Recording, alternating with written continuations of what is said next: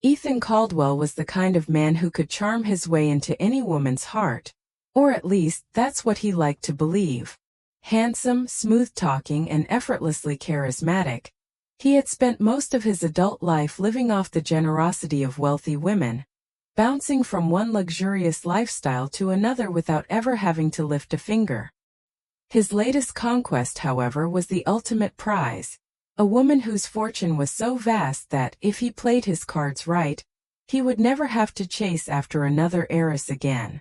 Sophia Lancaster, the only child of billionaire businessman Richard Lancaster, had never been the kind of woman Ethan typically pursued.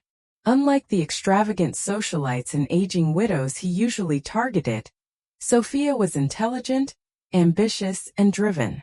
Yet, she was also incredibly naive when it came to love.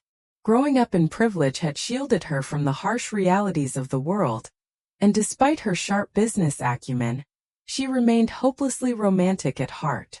She believed in fairy tales and soulmates, and in the kind of love that lasted a lifetime. Unfortunately for her, Ethan was no Prince Charming. Their paths first crossed at an exclusive charity gala in Manhattan, an event filled with New York's elite. Sophia had attended to honor her father, who was receiving a Lifetime Achievement Award for his contributions to business and philanthropy. Ethan, on the other hand, had managed to secure an invitation through one of his previous conquests, a wealthy older woman he had dated briefly before growing bored and moving on. He had no real interest in philanthropy, but he knew these kinds of events were goldmines for meeting wealthy, unsuspecting women. As soon as Ethan laid eyes on Sophia, he knew she was different. She wasn't flaunting her wealth like so many others in the room. She didn't drip in diamonds or carry an air of entitlement. Instead, she exuded a quiet confidence, an understated elegance that made her stand out even more. Ethan watched her from across the room, analyzing her body language, noting who she interacted with, and observing her every move. He knew instinctively that she would be a challenge, but challenges only made the game more thrilling. He waited for the perfect moment to approach her. As she stepped away from the crowd to get some air on the balcony, he followed, seamlessly slipping into conversation as if it were the most natural thing in the world. His approach was masterful, charming but not overbearing, confident but not arrogant.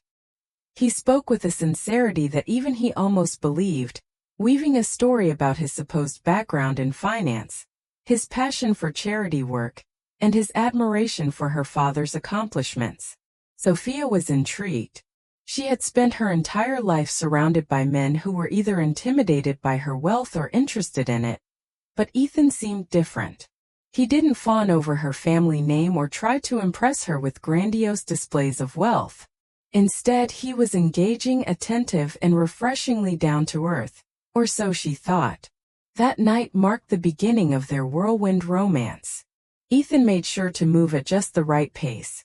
Not too fast to raise suspicion, but not too slow to lose momentum. He showered Sophia with affection, always knowing exactly what to say and do to make her feel special.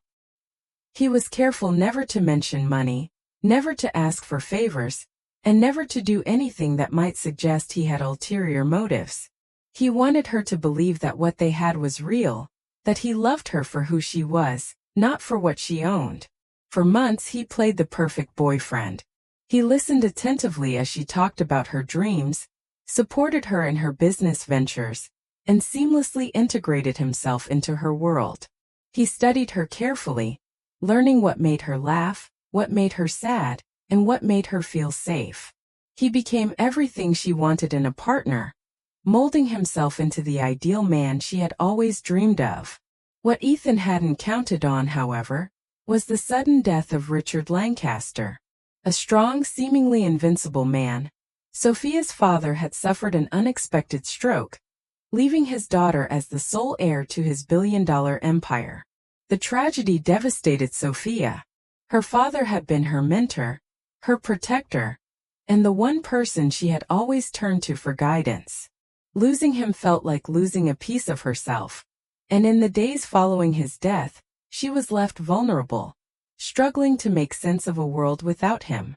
Ethan saw an opportunity. He wasted no time in stepping in as her pillar of support, offering comfort in ways that no one else could. He held her when she cried, reassured her when she doubted herself, and promised to stand by her side no matter what. He played the grieving boyfriend perfectly, ensuring that Sophia became more emotionally dependent on him than ever before. It was in this fragile state that Sophia accepted Ethan's marriage proposal. It hadn't even been 6 months since her father's passing, but Ethan had convinced her that life was too short to wait. He told her he wanted to build a future with her, to be there for her through thick and thin, to love her unconditionally. Overwhelmed by grief and desperate for stability, Sophia said yes. Their wedding was a grand affair, attended by high-profile businessmen, politicians, and celebrities. The media hailed it as the union of the year, a beautiful love story between a billionaire heiress and a self-made entrepreneur. What the world didn't know was that Ethan was far from self-made. He was nothing more than a skilled manipulator, a man who had perfected the art of deception. As he stood at the altar, slipping a diamond ring onto Sophia's finger, he knew he had won. He had secured his place in a world he had only ever dreamed of. The mansion, the private jets, the endless wealth, it was all within his reach now. And best of all, Sophia was too blinded by love to see the truth. But Ethan wasn't one to settle. He had no intention of playing the devoted husband forever. His plan was simple.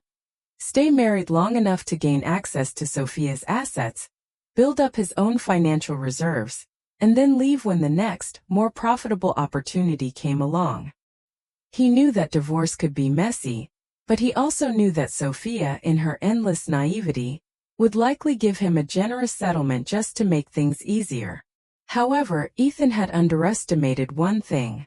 Sophia wasn't as helpless as he thought. While she may have been inexperienced in love, she had grown up in a world where deception was common, and where trust had to be earned. Though she loved Ethan deeply, a small part of her still listened to the advice of those around her, particularly Mr. Thatcher, who had always been wary of Ethan's sudden rise in her life.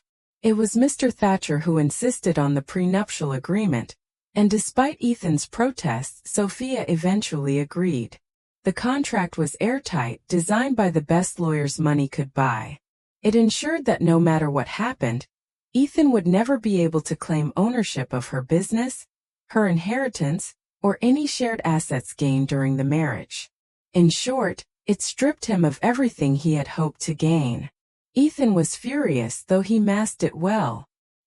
He argued, pleaded, and even feigned offense at the idea that he would ever be interested in Sophia's wealth. But in the end, he had no choice but to sign. He reassured himself that it was just a minor setback, that there were still ways to get what he wanted. For now, he would play the devoted husband, continuing to gain Sophia's trust while looking for loopholes. The key, he believed, was patience. If he waited long enough, found the right moment, and played his role convincingly, he could still find a way to get what he came for. What Ethan didn't know was that Sophia, despite her love for him, was beginning to see cracks in his perfect facade. It was only a matter of time before she uncovered the truth. And when she did, she wouldn't just walk away. She would make sure that Ethan paid for every single lie he had ever told. The day Mr. William Thatcher brought up the subject of a prenuptial agreement, Ethan felt the walls of his grand plan closing in. Up until that moment, everything had been progressing exactly as he had envisioned. He had successfully positioned himself as the grieving yet devoted fiancé, securing a place in Sophia's life at her most vulnerable time. Her love for him was unwavering, and more importantly, her trust in him was absolute. But now, standing in Mr. Thatcher's stately office, watching the older man leaf through a thick stack of legal documents, Ethan realized that the game had just taken a dangerous turn. Mr. Thatcher had never been fond of Ethan. As Richard Lancaster's most trusted business partner and Sophia's godfather, he had spent decades navigating the ruthless world of finance, dealing with men who would stop at nothing to manipulate their way to the top. He had seen Ethan's kind before. Charming, opportunistic, and insatiably ambitious. Unlike Sophia, who believed in the goodness of people, Mr. Thatcher knew better. He had kept a close eye on Ethan from the beginning, and although he had no concrete evidence of his intentions, his instincts told him that Ethan was playing a long con. Ethan, however, was no fool. He had known from the start that Mr. Thatcher would be his biggest obstacle. The old man wielded significant influence over Sophia, serving as both her mentor and protector. Convincing her to marry Ethan had been easy, but convincing Mr. Thatcher that his love was genuine had proven to be an entirely different challenge. The seasoned businessman had made it clear that he did not trust Ethan, but rather than openly opposing the marriage, he had chosen a more strategic approach, one that Ethan had not anticipated. "This is just a formality," Mr. Thatcher said, placing the legal documents in front of Sophia. His voice was calm but firm, leaving no room for argument. "Given the size of your estate, it would be irresponsible not to have one." Sophia hesitated, glancing at Ethan. Her expression was filled with uncertainty, and he could see the internal struggle in her eyes. Ethan knew she didn't want to offend him by suggesting that he might have ulterior motives. She wanted to believe that their love was above legal matters, that a marriage built on trust didn't require contracts or protections. Ethan had worked tirelessly to cultivate this belief, ensuring that she saw him as someone who valued love over material wealth.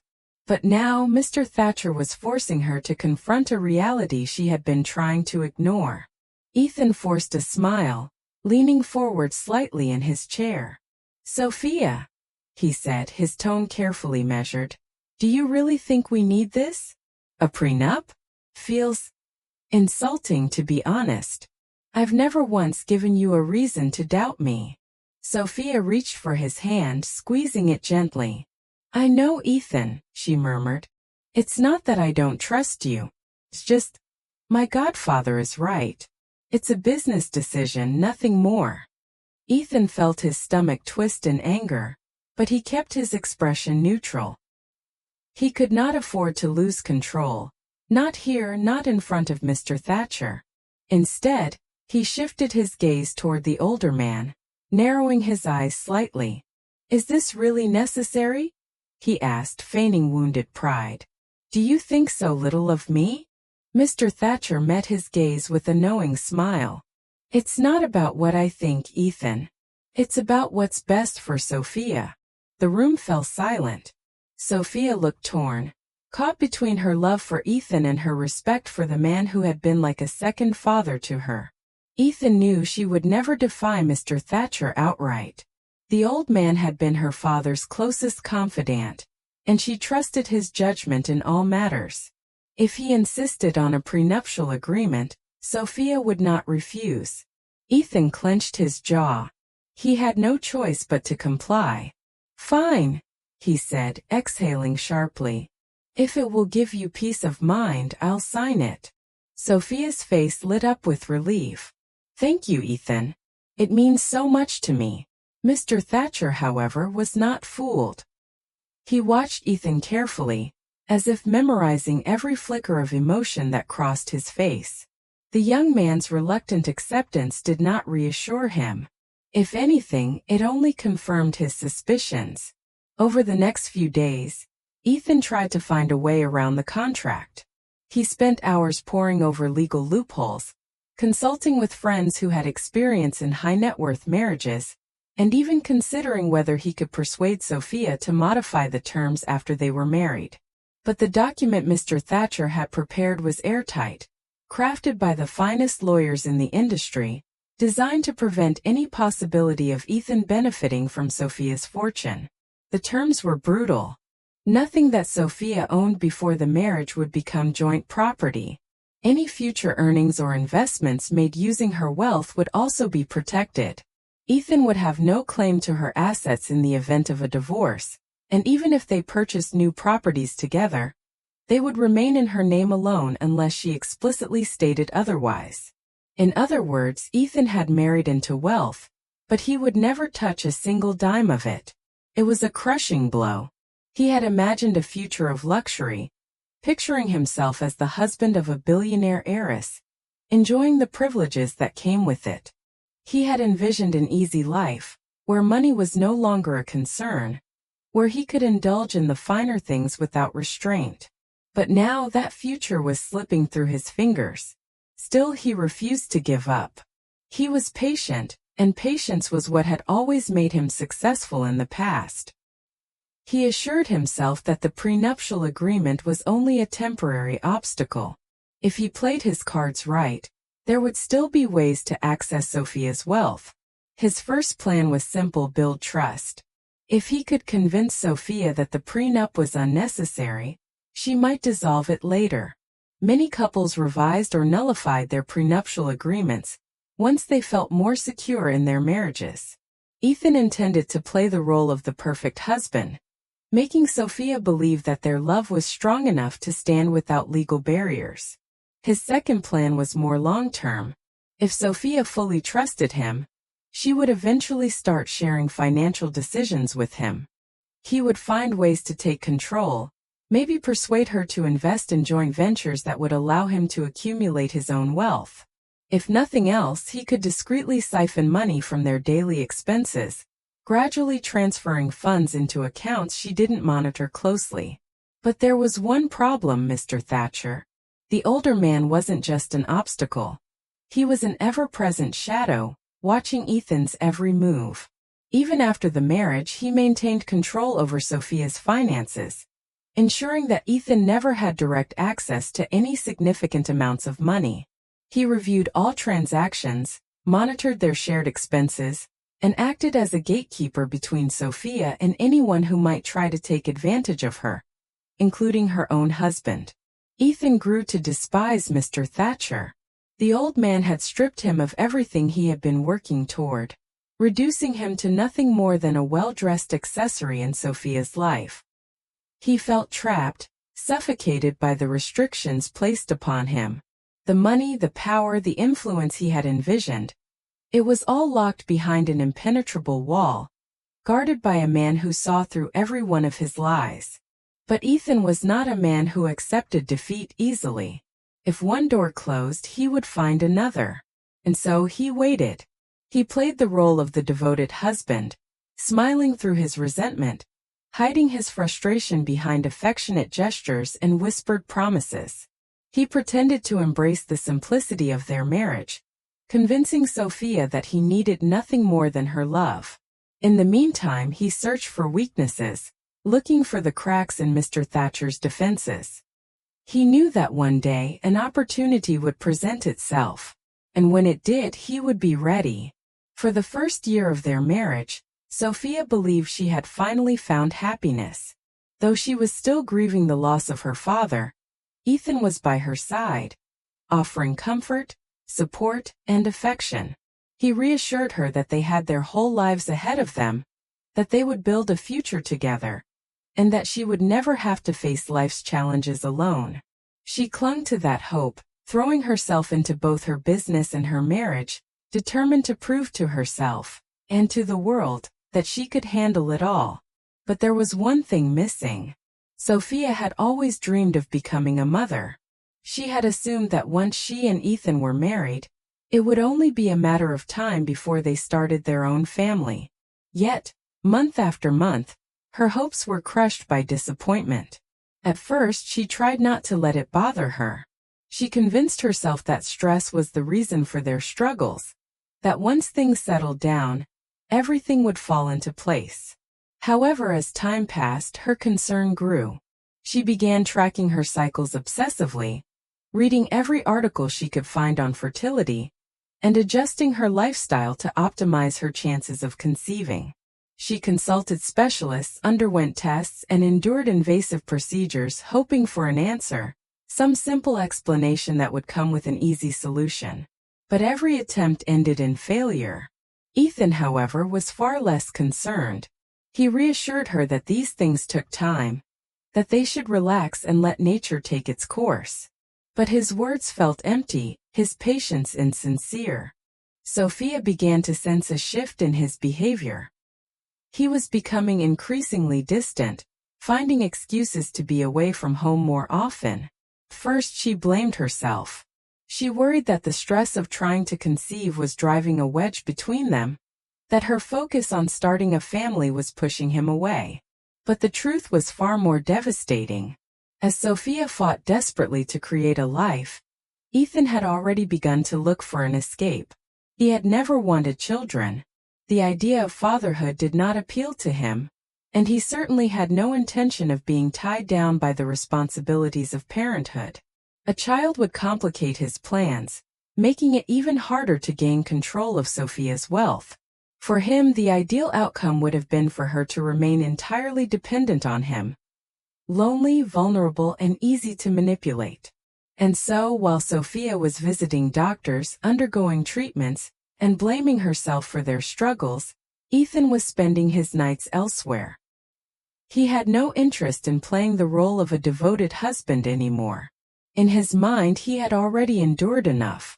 The marriage had given him far less than he had expected. With the prenuptial agreement in place, his financial situation remained unchanged.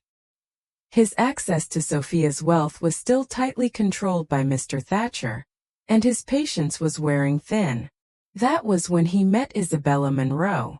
She was everything Sophia wasn't: bold, flirtatious, and completely unburdened by responsibilities. She was the kind of woman who knew how to have fun, who lived for excitement rather than obligation. Ethan found himself drawn to her, not just because of her beauty, but because she represented everything he felt he had lost. With her, there were no expectations, no rules, and most importantly, no complications. Their affair began as a casual distraction, a way for Ethan to regain a sense of control over his life. But soon it became something more. Isabella made him feel powerful again, reminding him of the man he had been before he tied himself to Sophia's world. With Isabella, he could indulge in his desires without consequences. He could forget about the prenuptial agreement, the suffocating presence of Mr. Thatcher, and the disappointment of a marriage that had given him nothing in return. He convinced himself that he deserved this. Sophia, meanwhile, remained oblivious. She was too focused on her own struggles to notice the cracks forming in her marriage. She told herself that Ethan's distance was temporary, that he was just stressed from work, and that things would improve once they finally conceived. She ignored the late nights, the unexplained absences, and the subtle changes in his behavior. She refused to believe that the man who had promised to love her could betray her so easily. But then everything changed. One afternoon, while reviewing some lab results at her doctor's office, Sophia received news that shattered her world. The doctor's voice was calm yet serious. "Sophia, we found some abnormalities in your recent tests. I'm afraid we need to run further examinations." Sophia felt a chill run down her spine. "Abnormalities?" she echoed, her voice barely above a whisper. The doctor nodded. "I don't want to alarm you, but we need to take this seriously. There are signs that indicate something more concerning than fertility issues." Days later, after a series of additional tests and biopsies, she received the diagnosis that changed everything. Cancer. It was aggressive. It was advanced. And it explained everything: the fatigue, the weight loss, the difficulty conceiving. Her body had been trying to warn her all along, and she had ignored it, attributing every symptom to stress and exhaustion. The world around her seemed to spin. She barely registered the doctor's words as he explained her options, detailing treatment plans and potential outcomes. The only thing she could think about was Ethan. How would he react? How would this affect their marriage? For a brief moment, she allowed herself to believe that this would bring them closer together, that he would step up, support her, and be the husband she had always hoped he would be. She imagined him holding her hand through chemotherapy, staying up late to comfort her through the pain, and reminding her that she was not alone in this battle. She was wrong. Ethan's reaction was not one of concern, but of cold calculation. When she told him the news, his first response was silence. Then, after what felt like an eternity, he let out a deep sigh. "I don't know what to say," he muttered, rubbing his temples. Sophia reached for his hand, but he pulled away. "Ethan, I need you," she whispered, tears forming in her eyes. He forced a smile, but it didn't reach his eyes. "Of course I'll be here for you," he said flatly. But she could feel the distance between them growing. And it only got worse. As Sophia underwent treatment, Ethan withdrew even further. He stopped coming to doctor's appointments. He made excuses to avoid spending time at home. He left her alone for hours, sometimes days, without explanation. And then one night she found out why. A simple mistake, a forgotten phone, a message left open. A text from Isabella. "I can't wait to see you again tonight. She'll never know." Winky face. Sophia's blood ran cold. Her hands trembled as she scrolled through the conversation, reading message after message of betrayal. She saw the hotel reservations, the dinner plans, the whispered declarations of affection that Ethan had once spoken to her, but now reserved for someone else. He hadn't just abandoned her in her time of need. He had replaced her. That night, Sophia didn't confront him. She didn't cry, scream, or demand answers. Instead, she sat in silence, letting the reality of her situation sink in. She realized then that she had spent too long believing in a love that had never truly existed. But Ethan had made one fatal mistake. He had assumed she was weak. He had underestimated her strength, her resilience, and her ability to turn pain into power. As she sat alone in the darkness of their once shared home, she made a decision. She would not let Ethan win. He had spent their entire marriage planning his future at her expense, assuming that her death would be his key to fortune. But he had no idea that she was already planning a future without him. And when the time came, she would make sure that he lost everything. Sophia Lancaster had always imagined herself as a mother. Even as a little girl, she dreamed of having children of her own, of reading bedtime stories, singing lullabies, and creating a home filled with love. But life had dealt her a cruel hand. Her battle with cancer had stolen many things from her. Her health, her strength, and her future. But there was one thing it would not take from her. The chance to leave a part of herself behind. Sitting in the sterile, white-walled office of her oncologist, Sophia listened as the doctor explained, in clinical, detached tones, that the treatment she required would leave her infertile. It was just another blow in a long series of devastating news. But even in the midst of her pain, a single thought took root in her mind. She could still have a child. Not in the way she had originally imagined, not through a pregnancy of her own, but science had made miracles possible. IVF. Surrogacy. A baby that was biologically hers. That night, as she lay in bed beside Ethan, who had long since stopped pretending to care, she made a decision. She would bring a child into the world not for him but for herself. And, more importantly, she would make sure that child would be protected from the man lying next to her. But first she needed a father. Ryan Mitchell had been Sophia's best friend since childhood. They had grown up together, played in the same backyards, and confided in each other through every stage of life. If there was anyone she trusted completely, it was Ryan. She met him at their favorite cafe, a quiet little place on the Upper East Side. He immediately noticed how frail she looked, how the light in her eyes had dimmed since the last time they had met. But beneath her exhaustion, there was something else, determination. "What's going on, Soph?" he asked gently. "You said you had something important to talk about." Sophia hesitated for a moment, choosing her words carefully. "Ryan, I want to have a child." He frowned slightly, clearly caught off guard. I thought the doctors said." "I know," she interrupted, nodding. "I can't carry a pregnancy, but I had my eggs frozen before starting treatment. I can still have a biological child. I just need—" She paused, meeting his eyes. "I need a father." Ryan sat back in his chair, absorbing her words. Are you asking me to be? Yes, she said quickly. You're the only person I trust.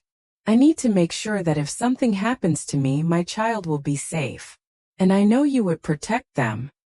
Ryan ran a hand through his hair, visibly struggling with the weight of what she was asking. Soph, this isn't just about having a kid. This is a lifelong commitment.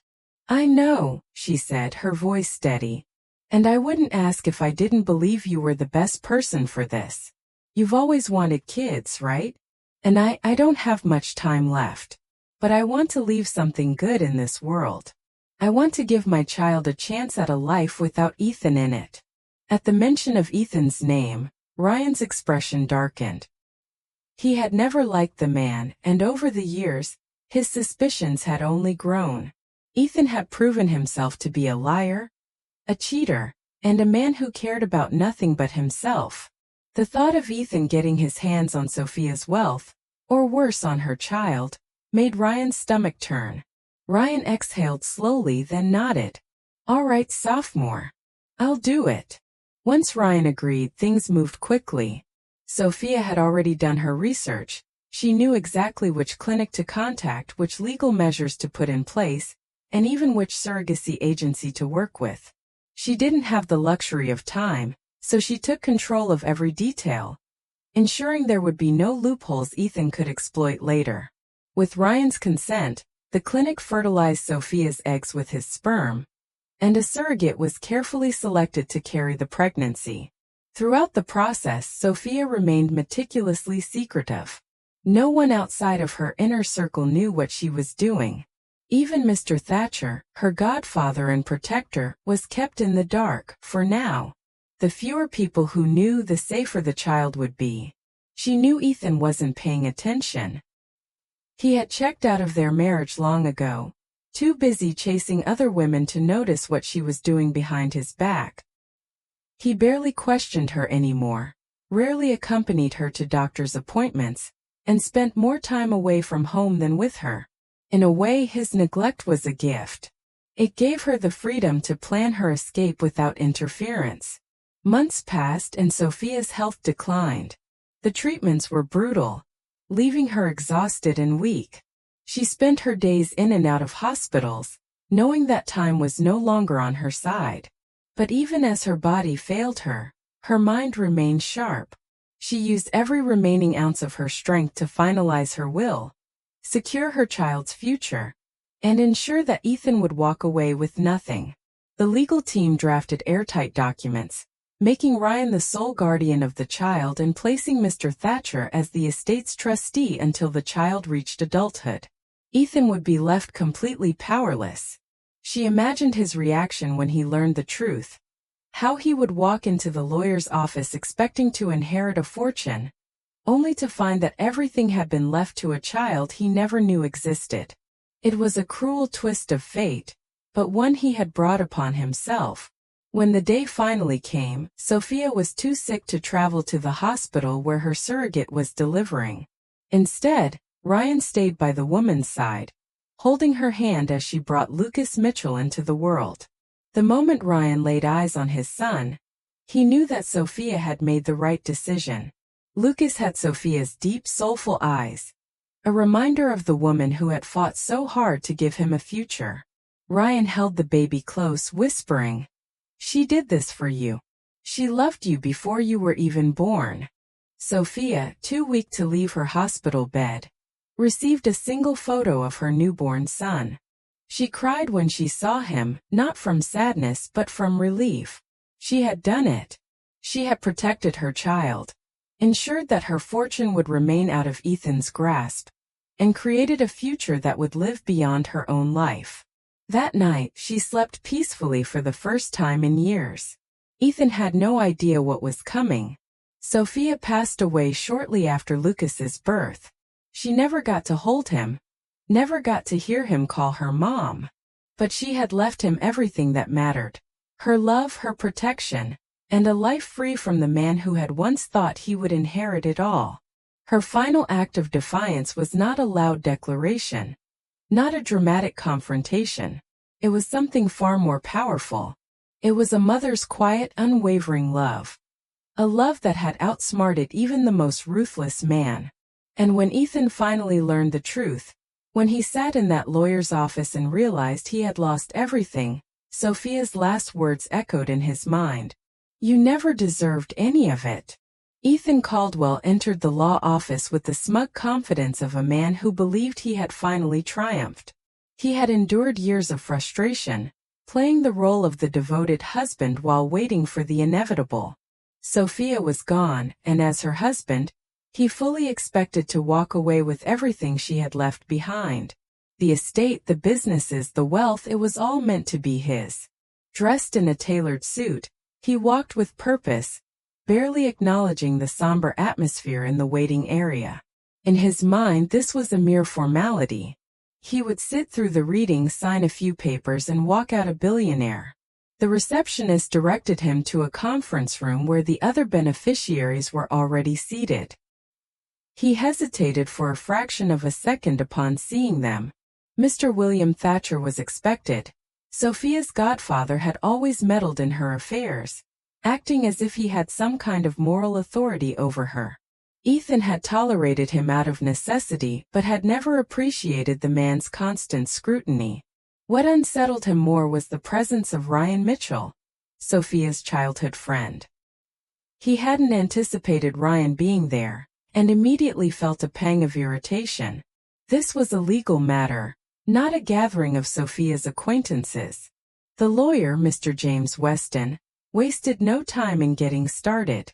He read through the standard legal formalities before moving on to the actual distribution of assets. Ethan leaned back, waiting for the inevitable announcement that he would be inheriting Sophia's vast estate. Instead, the lawyer's next words sent a shock through his system. Sophia had explicitly denied him any inheritance. He was not a beneficiary of her will. The words rang in his ears, their meaning taking too long to fully register. He laughed, assuming it was some kind of mistake, but the lawyer remained composed, repeating the statement with careful precision. Ethan's disbelief turned to anger. It wasn't possible. As her husband, he was entitled to her wealth.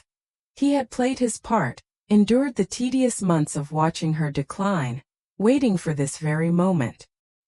He demanded an explanation, his voice rising, but Mr. Thatcher cut in with a look of amusement, reminding him that Sophia had been smart enough to ensure he got nothing.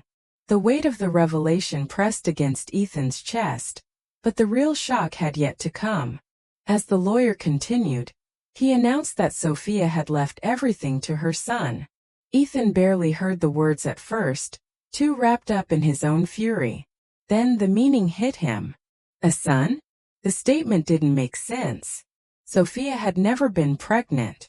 He turned to the lawyer demanding clarification, but before anyone could answer, Ryan moved to the corner of the room, returning with a baby stroller. Inside, a dark-haired infant stared up at the ceiling, blissfully unaware of the tension around him. Ethan felt his stomach drop. The pieces of the puzzle clicked into place in an instant. Sophia had planned this. She had secured an heir, using surrogacy to ensure that her fortune would never fall into his hands. While he had been waiting for her to die, she had been working to outmaneuver him, ensuring that he would walk away with nothing. The betrayal was suffocating. He demanded proof, clinging to the last shred of denial, but the lawyer calmly slid a stack of documents across the table. DNA test results confirmed that the child, Lucas Mitchell, was biologically Sophia's. Every legal safeguard had been put in place to ensure that Ethan had no claim to him, no rights to the estate, and no power to contest the will. The weight of the truth settled over him, suffocating and absolute. He had been outplayed. Sophia, even in her final days, had managed to strip him of everything. The rage inside him boiled over, but there was nothing he could do. The law was airtight, the evidence irrefutable. His entire future, the fortune he had so carefully plotted to secure, had been stolen from him by a woman he had spent years underestimating. From across the table, Ryan watched with barely concealed satisfaction. Mr. Thatcher observed him with quiet amusement. Ethan, trapped in a nightmare of his own making, realized that for the first time in his life, he had truly lost. Ethan Caldwell had never tasted defeat so bitterly. For years he had played the long game, enduring a marriage built on pretense, watching and waiting for the inevitable moment when he would inherit everything Sophia Lancaster had left behind. Instead, he had walked out of that law office with nothing. No fortune, no estate, not even a shred of dignity. Worse, she had humiliated him from beyond the grave, ensuring that every penny of her wealth was locked away in the hands of a child he never knew existed. The weeks following the will reading were a blur of rage and desperation. His carefully constructed world had collapsed overnight, and with it, so had the image of himself he had spent years cultivating. The man who had once been courted by the wealthy elite, who had thrived on the generosity of powerful women, was now nothing more than a discarded relic of a failed scheme. His mistress, Isabella Monroe, left within days, realizing that without Sophia's money, he was nothing but a burden. Creditors began knocking at his door, reminders of the reckless spending he had indulged in while assuming Sophia's fortune would soon be his. The reality of his situation became undeniable. He was broke, abandoned, and powerless. But Ethan was not a man who accepted defeat. If Sophia had taken everything from him, he would find a way to take something from her. At first, his thoughts were directionless, fueled purely by the need for revenge. He wanted to ruin her legacy, to destroy the very thing she had worked so hard to protect. But as his anger settled into something more sinister, his mind fixated on one target, Lucas Mitchell, Sophia's son. The child was the key to everything. Without him there would be no heir, no protected fortune, no carefully planned future. The very thought of that infant living the life that should have been his was unbearable. Ethan didn't need to harm the child. He wasn't a monster, at least not in his own mind. But removing him from the picture? That was something else entirely. If Lucas disappeared, Sophia's carefully orchestrated plan would unravel. The courts would have to reassign the estate, and without a direct heir, the legal complexities might finally give Ethan the opening he needed. Even if he never regained control of the fortune, it would be worth it just to know that Sophia's final act had been in vain. And so, he began to plan. The first step was gathering information. He needed to know everything about the child's routine, where he lived, who took care of him, and most importantly, when he was vulnerable. Ethan knew better than to rush into something reckless. He had spent his entire life manipulating people, studying patterns, and waiting for the right moment to strike. This would be no different. For weeks he watched. Lucas was being raised under the constant watchful eye of Ryan Mitchell, who had stepped into the role of father with effortless ease.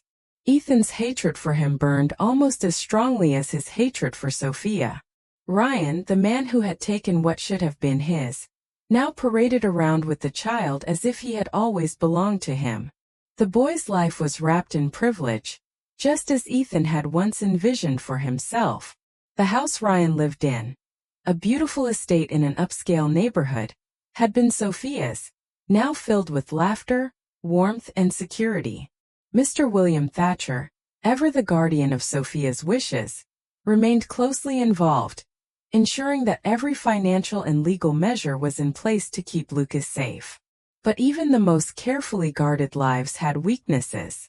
Ethan studied every detail, memorizing the routes taken by the nanny who often took Lucas for walks. The neighborhood was secure, but there were moments when the child was beyond the reach of cameras and security gates. There was a small park just beyond the estate's boundaries where the nanny occasionally stopped to chat with another caretaker. That was his opening. The plan was simple. Wait for a day when the nanny followed her usual routine, approach unseen, and take the child. He had already arranged for an old unregistered car, one he had parked on a quiet road nearby. The goal was not to keep the boy, not to ransom him or attempt anything that would attract too much attention.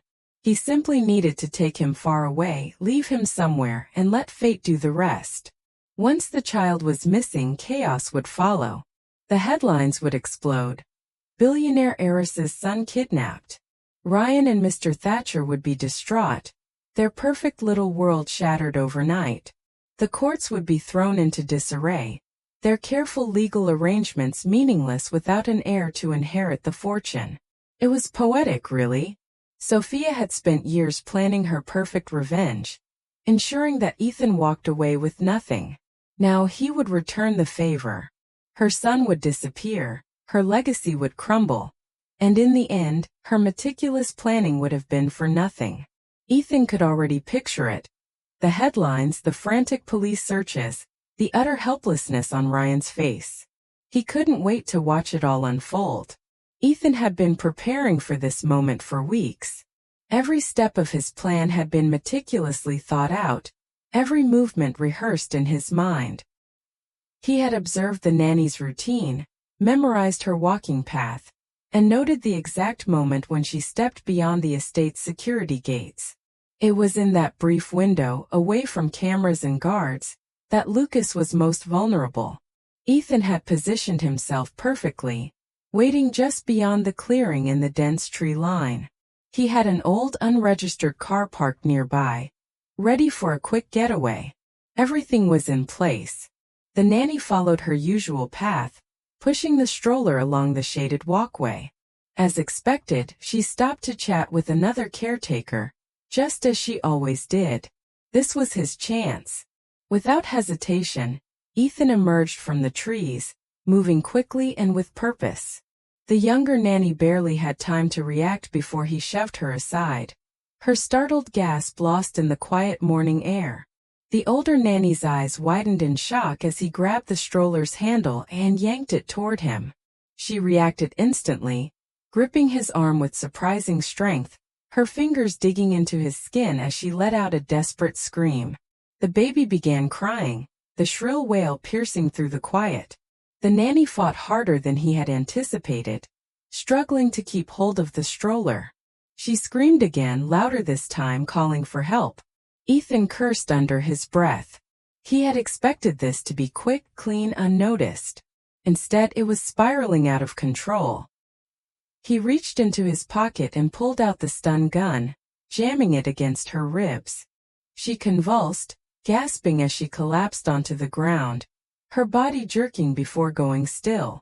Finally, silence. Ethan turned back to the stroller, hands trembling as he fumbled with the straps securing Lucas. The child's cries grew louder, his tiny fists flailing in protest. Just as Ethan reached to lift him, something struck the back of his head with brutal force. Pain exploded through his skull, sending him staggering forward, his vision blurring. Before he could process what had happened, a heavy boot slammed down against his back, pinning him to the ground. A deep voice rumbled above him, filled with quiet authority. Ethan tried to lift his head, but a second blow landed, and his body went limp against the dirt. His mind reeled, trying to grasp the situation, but the dizziness was overwhelming. Through the haze, he made out the worn leather boots standing over him, the thick wooden staff still clenched in the hands of an older man. The weight on his back pressed down harder, keeping him immobile. The nanny, though shaken and still weak from the shock, managed to pull herself upright. Her first instinct was to reach for Lucas, scooping the wailing child into her arms. She held him tightly, rocking him back and forth, whispering soft reassurances even as her own body trembled. Distant voices grew louder, hurried footsteps approaching through the trees. More people were coming, drawn by the nanny's screams. Ethan realized with dawning horror that his carefully orchestrated plan had failed before it had even begun. Ryan was the first to reach them, breathless, his expression shifting from confusion to fury the moment he saw the scene before him. His eyes locked onto Ethan, who was still struggling weakly against the weight of the old man's boot. The gamekeeper, his expression unreadable, simply nodded toward Ryan as if silently handing over responsibility. Without hesitation, Ryan grabbed Ethan by the collar and hauled him up, his grip tightening as he pulled him nose to nose. His knuckles turned white with the force of it, but Ethan could barely register the pain. His head throbbed, his limbs weak and uncooperative. Ryan's eyes burned with barely restrained rage, but before he could do anything, the gamekeeper placed a firm hand on his shoulder, grounding him. The sharp sound of approaching sirens cut through the air.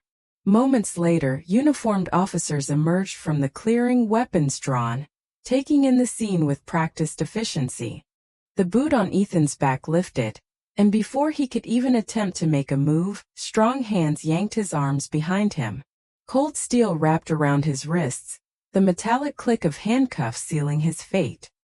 He barely heard the charges being read to him. Words like attempted kidnapping and assault floated around him, but they barely registered through the haze of his shock. He was shoved forward, the rough hands of the officers keeping him upright as they led him away. He turned his head just in time to see Lucas, still nestled safely in the nanny's arms, his cries slowly quieting. As Ethan was forced into the back of the police car, the doors slamming shut behind him, he realized how completely, utterly defeated he was. He had set out to destroy Sophia's legacy, to take from her what she had stolen from him. Instead, he had lost everything. His freedom, his future, and the last shreds of his power had been stripped away in an instant. Through the tinted glass, he watched as Ryan took Lucas from the nanny's arms, holding the child close, whispering reassurances. The gamekeeper stood nearby, watching the scene unfold with the quiet satisfaction of a man who had done his duty. Ethan turned away, his jaw clenched, rage simmering beneath his humiliation. Sophia had won.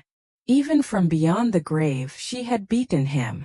Ethan Caldwell sat in the back of the prison transport van, hands cuffed, wrists sore from the tight restraints.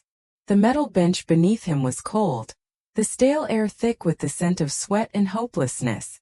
He kept his gaze fixed on the grated window, watching the city blur past in streaks of gray and blue. Every mile that passed took him further from the life he had once imagined for himself. The wealth, the luxury, the power, all of it had vanished in a single, humiliating moment. The trial had been swift. The evidence against him was overwhelming: security footage, witness testimony, and the undeniable fact that he had been caught in the act. His failed kidnapping attempt had made headlines, painting him as a desperate, vengeful man who had tried to steal an innocent child. The media had torn him apart, branding him as nothing more than a disgraced opportunist, a man consumed by greed and resentment. Every detail of his past had been exposed: his affairs, his gambling, his manipulation of Sophia. There was no sympathy for him. When the verdict was read, there had been no gasps, no shock, only a sense of inevitability. The judge had barely looked at him as she handed down his sentence. He would spend the next several years behind bars, locked away from the world he had spent his entire life trying to exploit. As the van rumbled toward the prison, Ethan clenched his jaw. This was all Sophia's fault. She had orchestrated everything. Even in death, she had been pulling the strings, ensuring that he was left with nothing. He had been so close, so certain that once she was gone, he would take everything she had left behind. But she had outmaneuvered him in ways he had never expected, securing her fortune, her child, and her legacy while leaving him to rot. She had humiliated him first at the will reading, stripping him of his inheritance, making a mockery of his expectations. Then, as if that weren't enough, she had made sure that his final act of revenge ended in nothing but his own destruction. She had turned everyone against him: Mr. Thatcher, Ryan, even the staff who once worked in the Lancaster estate. The people who had once treated him with forced politeness now spoke of him with nothing but disgust. The van jolted to a stop, the sound of the heavy doors unlocking echoing in the confined space. Ethan was yanked to his feet, his wrists burning as the officers pulled him forward. The gates of the prison loomed ahead, tall and unforgiving, topped with razor wire that glistened in the fading sunlight. This was his new home. The intake process was dehumanizing. His expensive clothes were stripped away, replaced with an ill-fitting, stained jumpsuit. His personal belongings, the few things he still had left, were taken from him and stored away. He was fingerprinted, photographed, and processed like an object, not a person. The guards barely looked at him as they led him through the labyrinth of corridors, their expressions unreadable, detached. His cell was small, barely large enough for the thin mattress and rusted sink crammed inside. The walls were lined with scratches, carved initials from men who had been here before him, ghosts of past inmates who had counted the days, the weeks, the years. He sat on the bed, staring at the concrete floor, his mind spiraling into the depths of his own hatred. Ethan had always believed he could talk his way out of anything. Charm, manipulation, a well-placed lie, those had always been his weapons. But here those things meant nothing. No one cared who he had been on the outside. No one was interested in his past, his connections, or his grievances. He was just another inmate, another number in the system. The first few weeks passed in a haze of routine and isolation. The silence was the worst part. The long hours in his cell, the dull monotony of prison life, the absence of power or control. No luxury, no influence, no way to escape the reality of what he had become. A failure. There were no letters, no visitors. He had no one. Isabella had disappeared the moment he was arrested, moving on to someone younger, wealthier, more promising. The friends he once had, the people he had surrounded himself with in Sophia's world, had vanished. They had never truly been friends, of course. They had only entertained his presence because of Sophia's wealth, and once that was gone, so was their interest in him. The bitterness festered. At night, when the prison was silent, he lay on the thin mattress, staring at the ceiling, replaying every moment that had led him here. He refused to take responsibility. It had never been his fault. It was Sophia, always Sophia. If she had just played her role, if she had just accepted her place as his wife and let him control what was rightfully his, none of this would have happened. But she had been selfish, vindictive, calculating. She had ruined everything. She had taken what should have been his and handed it to that child, to Ryan, to Mr. Thatcher. They had all played their part in ensuring that he lost, but it was Sophia who had started it all. Some nights he imagined what he would have done differently. He should have moved faster, gained control over her finances before Mr. Thatcher locked him out. He should have been more careful, hidden his affairs better, maintained the illusion of the devoted husband until it was too late for her to stop him. He should have taken the money when he had the chance, siphoned off enough to disappear and start over before her illness forced her to reassess her estate. But it was pointless to dwell on what-ifs. The reality was that he had lost, and there was no undoing it. His hatred kept him going in those early months. It fueled him when everything else seemed unbearable. But over time, even that began to erode. As the days stretched into months, the anger turned to something colder, emptier. He had no more moves left to play, no more ways to outmaneuver his fate. He had been outplayed, outmatched, outthought. And worst of all, he was forgotten. Sophia's world had moved on without him. The estate remained intact, untouched by the chaos he had tried to unleash. Lucas was growing up surrounded by wealth and love, untouched by the man who had tried to take him away from it all. Ryan had stepped into the role of father without hesitation, filling the place Ethan had never truly wanted but had been willing to use. Mr. Thatcher remained at the helm, ensuring that Sophia's wishes were honored, that her fortune remained secure. They didn't think of him. They didn't waste a second on him. He had spent years believing himself to be a mastermind, a man who controlled his own destiny. But now, as he sat in a prison cell, surrounded by the cold indifference of the world, he realized the truth. He had never been powerful. He had never been in control. He had been a pawn in a game he hadn't even realized was being played. And Sophia, even in death, had been 3 steps ahead of him the entire time. Ethan's downfall was not dramatic or explosive.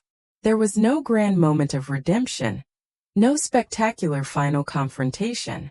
There was only this, the slow, crushing weight of reality, pressing down on him day after day, reminding him that he had lost everything. And in the end, there was no one left to blame but himself. Lucas Mitchell would never know the man who once tried to take him away. By the time he was old enough to understand the world around him, Ethan Caldwell was nothing more than a footnote in history, a name buried under the weight of his mother's carefully laid plans. Sophia had ensured that her son's life would be untouched by the darkness Ethan had tried to bring into it. Her revenge had been silent, meticulous, and absolute. Ryan Mitchell became everything Lucas needed in a father. Though he had never planned for this role, it came to him naturally. The bond between them was effortless, unshakable from the moment Ryan first held him in his arms. There were no moments of hesitation, no questions about whether he was doing the right thing. Lucas was his son in every way that mattered, and Ryan dedicated himself to raising him with love, patience, and protection. Mr. William Thatcher, true to his promise, stood by them both. He had been Sophia's protector in life, and now he was Lucas's silent guardian, ensuring that Sophia's legacy remained intact. He handled the estate with the same precision he had always shown, making sure that Lucas's future was secure. Every investment, every financial decision, every detail of the Lancaster fortune was safeguarded. Nothing Ethan had once dreamed of would ever fall into his hands. Lucas grew up surrounded by people who loved him, people who had fought to protect him before he had even drawn his first breath. His childhood was filled with warmth, laughter, and the kind of stability that money alone could never provide. The house that once belonged to Sophia remained unchanged, not as a shrine to the past, but as a testament to the life she had built and the people she had entrusted it to. Her presence lingered in the framed photographs on the walls, in the soft echoes of her voice in the stories told about her, in the careful way Ryan spoke of her when Lucas asked about his mother. Ryan never hid the truth. From the beginning he told Lucas about Sophia, who she was, what she had done, how deeply she had loved him. He told him about the strength she had shown in the face of adversity, about the sacrifices she had made, about the way she had fought for his future even as her own time ran out.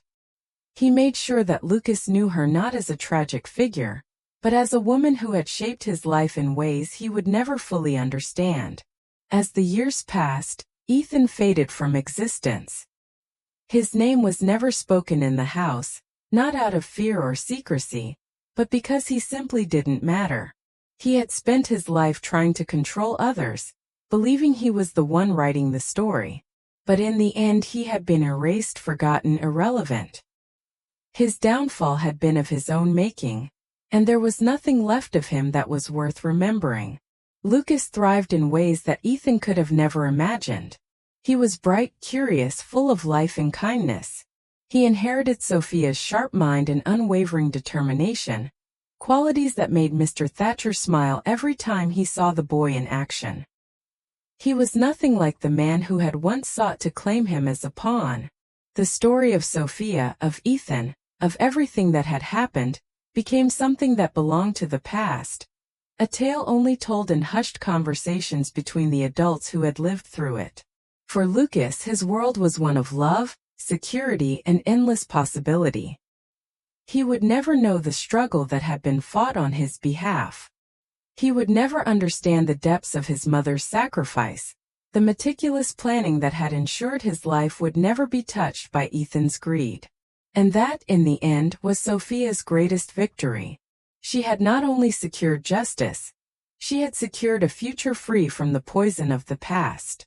As Lucas ran through the gardens of the estate, laughter echoing in the evening air, the world moved on, carrying with it the legacy of a mother's love and the quiet triumph of those who had fought for it. Lucas Mitchell grew up in a world filled with warmth and stability, never knowing the battles that had been fought to keep him safe. From the moment he took his first steps, Ryan was there, guiding him, steadying him, showing him the patience and love of a father who had chosen him, not out of obligation, but out of something deeper, an unbreakable bond. Mr. Thatcher, ever the quiet guardian, watched over him from a distance, ensuring that the foundation Sophia had built for her son remained unshaken. The Lancaster estate, once a symbol of Sophia's carefully constructed world, became Lucas's playground. The towering bookshelves in the study became his source of endless curiosity, the sprawling gardens his private escape. The house was never a place of sorrow or mourning but of laughter, filled with echoes of childhood games, and the quiet hum of a life that had moved forward. Every framed photo of Sophia on the walls reminded him not of loss but of the love that had brought him into the world. Ryan never let Lucas feel alone. From the beginning he was more than just a father, he was a teacher, a protector, a friend. He sat through every scraped knee, every frustrated sigh over homework, every late-night fear of thunderstorms. He coached Lucas through his first soccer game, cheered from the sidelines during school plays, and spent countless nights reading him stories before bed. Lucas idolized him, not just because he was the only father he had ever known, but because he had never once doubted Ryan's love for him. As Lucas grew, his intelligence became apparent. He had an insatiable curiosity, an endless need to understand the world around him. Books fascinated him, and Mr. Thatcher took it upon himself to nurture that interest, gifting him volumes on history, science, and business. He was quick to absorb knowledge, but it wasn't just his intelligence that set him apart. It was his kindness. He never looked down on others, never saw his wealth as a reason to believe he was better than anyone else. Ryan had instilled humility in him, ensuring that he understood that money meant nothing without integrity. Lucas excelled in school, not just academically but in the way he carried himself. He was well-liked, respected, never one to boast about his family name. He was the type of boy who stood up for others, who offered his lunch to a classmate who had forgotten theirs, who helped the quietest student in class find their voice. He was a natural leader, not because he sought power but because people gravitated toward him. Though the estate had its fair share of security, Lucas never felt suffocated by it. The precautions were seamless, woven into his life in a way that never made him feel like he was being watched. Ryan and Mr. Thatcher had ensured that his childhood was not defined by fear, that he never felt like he was growing up in the shadow of something dangerous. The truth of what had happened before his birth remained hidden, not because they wished to deceive him, but because he deserved to live without the weight of the past pressing down on him. Every summer, Ryan took Lucas on trips. Not extravagant, luxury-filled vacations, but experiences that shaped his view of the world. They hiked through national parks, camped under the stars, traveled to small towns where life was simple and people were genuine.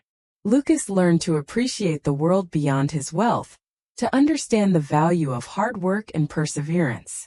He spent time volunteering, helping at shelters, working with underprivileged kids, never realizing how carefully these experiences had been chosen for him. Mr. Thatcher, though not as physically present as Ryan, was always there in his own way. He offered quiet wisdom, small pieces of advice that Lucas carried with him long after their conversations ended. He spoke of Sophia in ways that made her feel alive, her strength, her intelligence, the way she had fought for what she believed in. Lucas soaked up every story, every detail, weaving them together into an image of a woman he had never met, but somehow felt deeply connected to. Through it all, Ethan Caldwell's name was never spoken. He existed only in the past, buried beneath layers of silence and forgotten history. To Lucas, there was no missing piece, no shadow of a man who should have been there.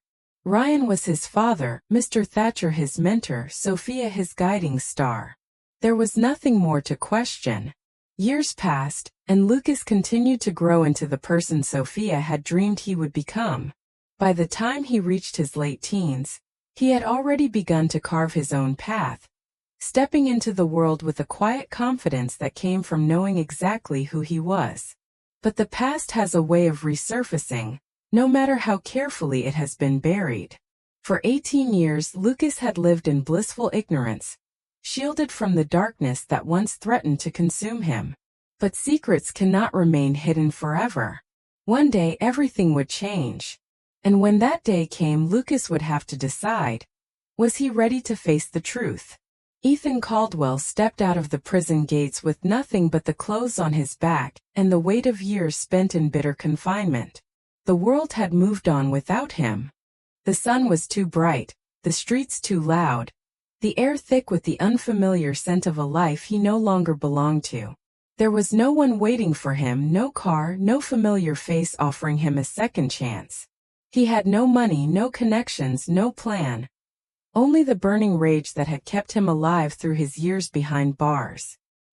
He had replayed it over and over again, every single night, staring at the cracked ceiling of his cell, his fists clenched in frustration.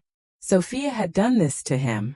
She had set the trap, played the game, and left him with nothing. She had died knowing that he would rot in a cage while her fortune thrived, untouched by his hands. She had won, but only because she had manipulated the people around her, Ryan Thatcher, the entire system. And Lucas, the boy who had stolen everything.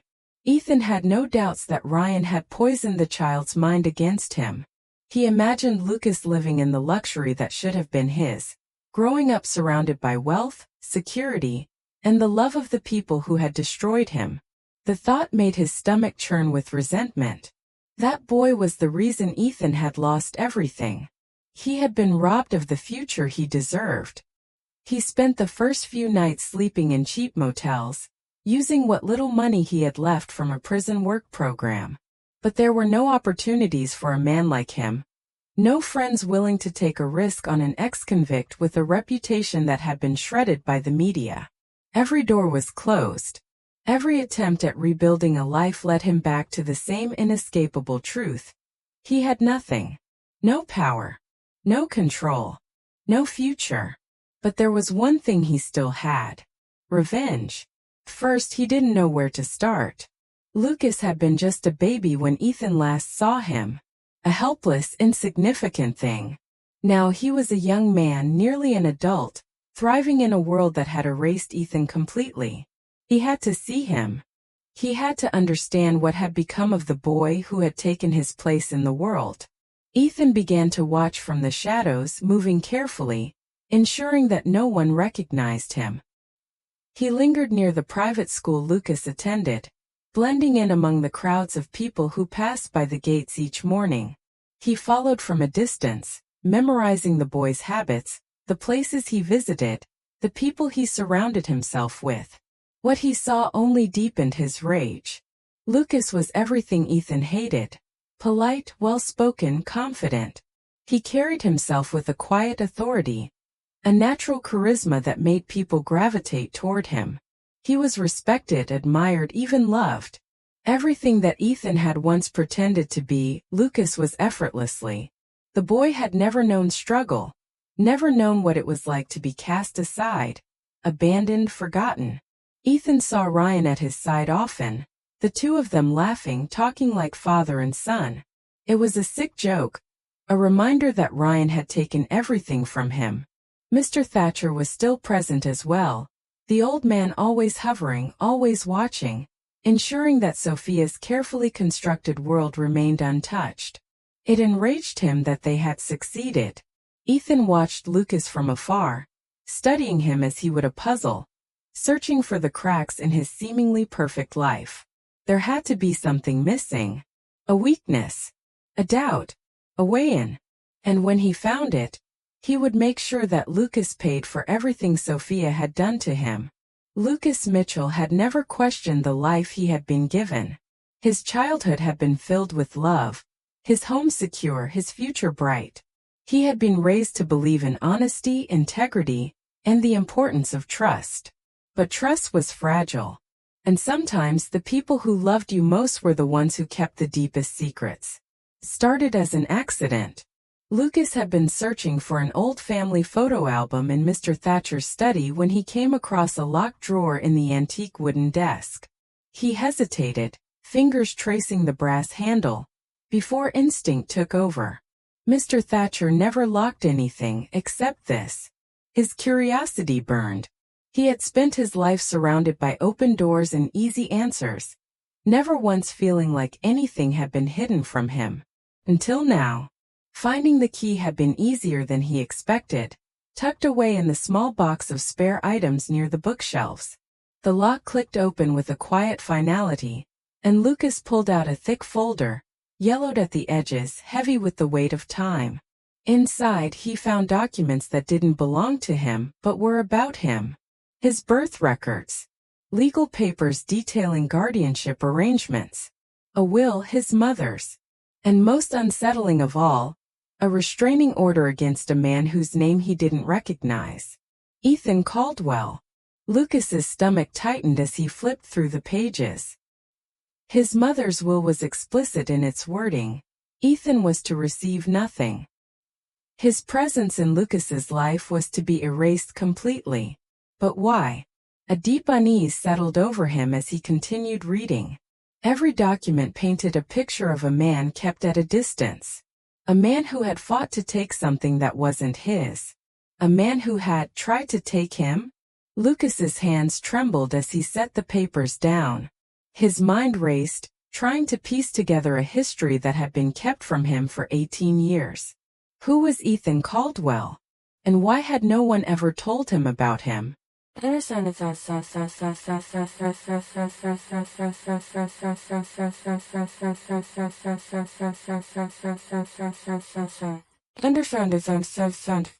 The confrontation was immediate.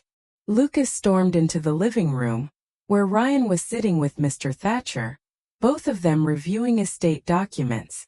He didn't wait for pleasantries, didn't give them a chance to explain before he dropped the file onto the coffee table with a loud slap. Who is Ethan Caldwell? His voice was steady, but the emotion behind it was barely contained. Ryan's face went pale.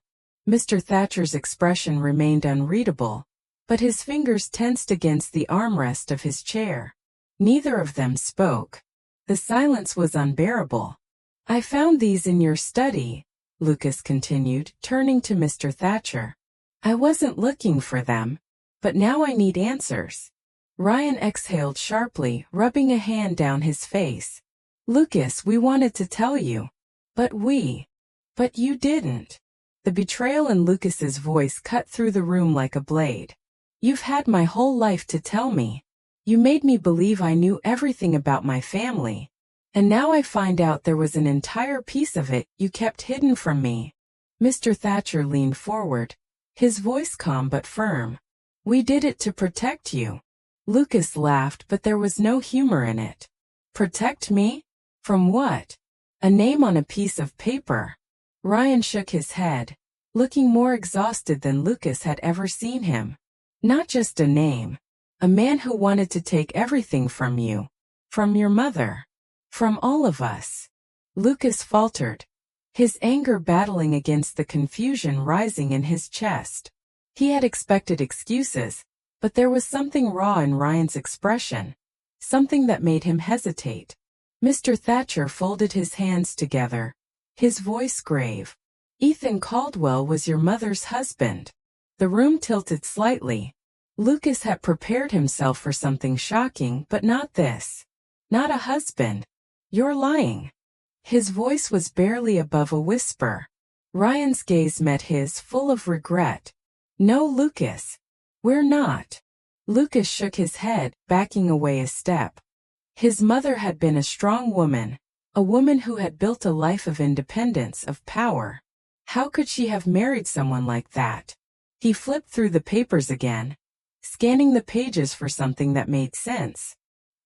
He was cut out of the will. Completely. Why?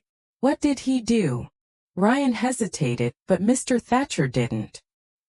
He married your mother for her money. He never loved her. And when he realized he couldn't control her, he planned to take everything from her. Including you. Lucas's stomach dropped. He tried to kidnap me. It wasn't a question. Ryan nodded slowly. Yes.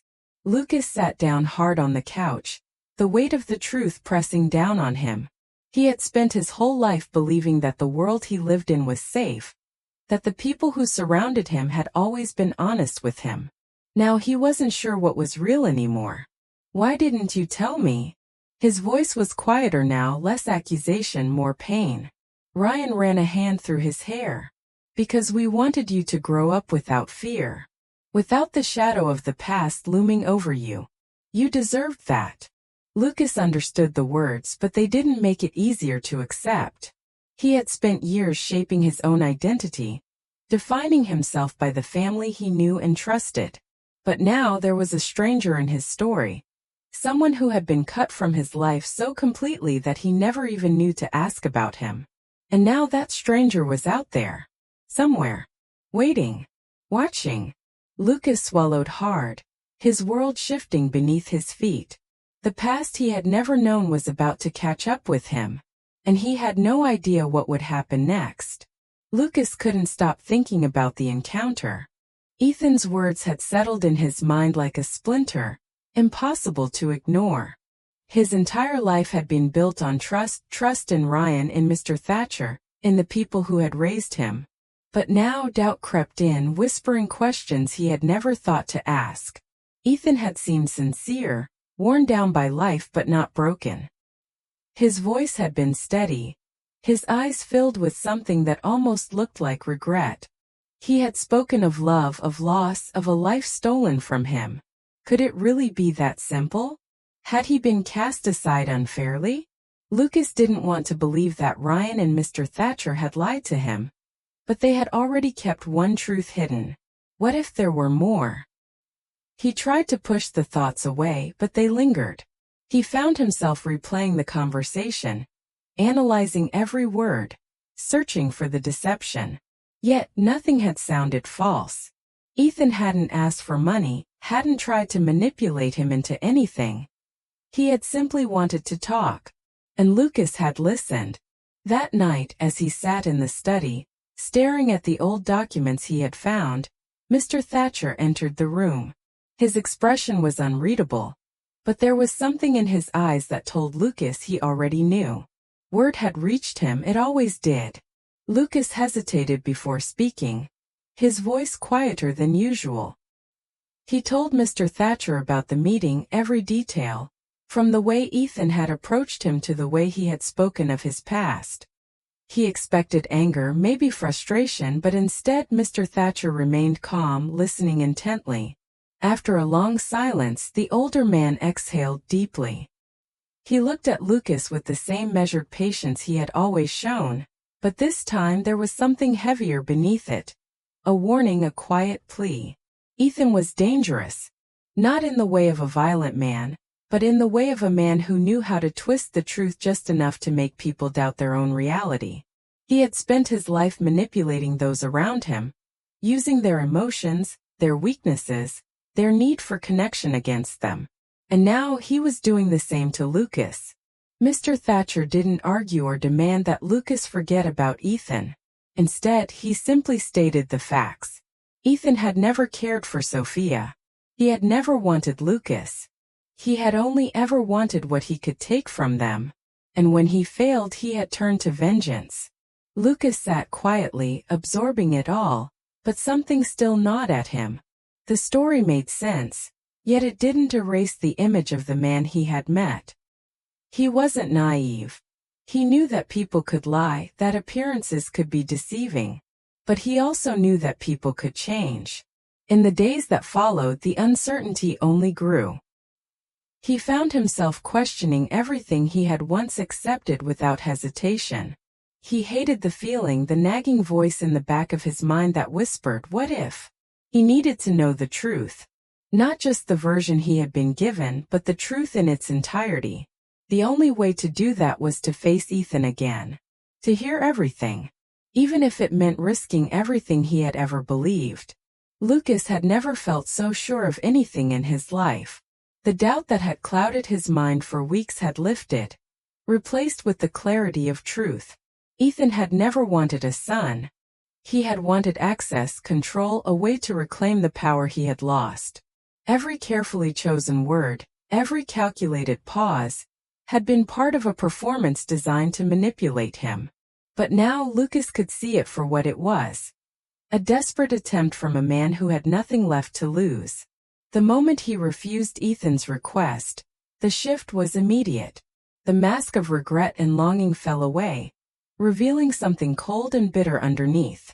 Gone was the man who had spoken of love and second chances. In his place stood someone consumed by resentment, someone who had spent years blaming others for his own downfall. Lucas felt no fear, only a quiet, unshakable certainty that he had made the right decision. Ethan's anger simmered just beneath the surface, his hands clenching at his sides. He tried again, his voice lower now, laced with quiet threat. He spoke of everything that had been stolen from him: Sophia's fortune, his status, his place in Lucas's life. It was clear now that he had never accepted that any of it had been his own doing. The weight of his failures rested on everyone else's shoulders, never his own. Lucas remained unmoved. Ethan had lost long before this moment, but he had been too blind to see it. The past couldn't be rewritten. Sophia had ensured that Ethan would never touch her son's life, had built walls so strong that even now, years later, he could only claw at the edges, hoping for a way in. Before Ethan could lash out further, Ryan and Mr. Thatcher arrived, their presence a quiet but undeniable force. Lucas didn't need them to protect him, not anymore. But their arrival signified something Ethan had never understood. Lucas was never alone. He had been surrounded by love, by people who had fought for him before he even knew they existed. Ethan, by contrast, stood alone, a man with no allies, no foundation, nothing left to stand on. The authorities arrived soon after, ending the confrontation before it could escalate further. Ethan barely resisted, though the bitterness in his expression was unmistakable. He had spent years waiting for his moment, believing he could find a way back into Lucas's life, into the wealth and status he had once coveted. But that door had never been open. Not truly. As Ethan was led away, Lucas watched in silence. There was no satisfaction in seeing the man removed from his life, no triumph in watching him disappear into the system that would once again claim him. There was only relief. This time, Ethan wasn't just being taken away in handcuffs, he was being erased completely. For the first time, Lucas fully understood the depth of his mother's love and sacrifice. She had made the hardest choices, not for herself but for him. She had ensured that he would grow up without fear, without the weight of Ethan's influence, without the poison of a man who had only ever seen him as a means to an end. As he stepped out into the cool evening air, Lucas felt lighter, as if a weight he hadn't realized he was carrying had been lifted. The past no longer held any power over him. He was free. With Ethan gone forever, Lucas felt a sense of closure settle over him. For so long his past had been a puzzle with missing pieces, an incomplete story that left room for doubt and questions. But now the truth was clear. Ethan had never been part of his life in any meaningful way, and he never would be. The weight of that realization wasn't heavy, it was freeing. He was no longer tied to the man who had once tried to take everything from him. Ethan was just a name in a forgotten chapter, erased from his life both legally and emotionally. For the first time in weeks, Lucas allowed himself to think about the future. His future. Not the one others had shaped for him, not the one tied to a past he never knew, but the one he would build for himself. He had spent years excelling in school, learning under the quiet guidance of Mr. Thatcher, and carrying himself with the discipline and kindness Ryan had instilled in him. He had always been aware of the legacy his mother had left behind, but now he truly understood it. It wasn't just wealth or power. It was a responsibility, a reflection of everything she had stood for. Lucas took his place within the Lancaster estate, not just as its heir, but as its true guardian. The vast business empire his mother had built had never been just about profits. It had been about people, about making a difference. He spent time learning every aspect of it, sitting through meetings, absorbing knowledge from Mr. Thatcher, and ensuring that the values his mother had lived by remained at its core. He refused to be a passive beneficiary of her success. He wanted to be worthy of the name she had left behind. But Lucas wasn't just Sophia's son. He was his own person too. He found himself drawn toward causes beyond business, toward helping those who, like his mother, had once needed a hand to rise above their circumstances. He expanded the charity programs Sophia had started, making sure her wealth didn't just grow, it gave back. Education, healthcare, opportunities for those who had none. He made it his mission to ensure that her legacy wasn't just remembered, but actively carried forward. Ryan watched him with quiet pride, never pushing, never dictating, just standing by his side as he had always done. He had raised Lucas to be strong, to think for himself, to choose his own path. And now Lucas was doing exactly that. He wasn't just stepping into his mother's shoes, he was walking his own path, one shaped by everything he had learned, everything he had endured, and everything he had become. The estate, once a place of secrets, became a home again. Laughter filled its halls, warmth radiated through its rooms, and for the first time in a long time, there were no shadows lurking in the corners. Lucas had reclaimed it, not as a place of the past, but as a foundation for his future. Standing on the balcony one evening, looking out at the estate his mother had fought so hard to protect, Lucas felt at peace. Sophia had given him more than just a name or an inheritance. She had given him a life free of fear, a future shaped by love, and the strength to carry on her legacy in his own way. And he would. Not because he had to, not because it was expected, but because it was the right thing to do.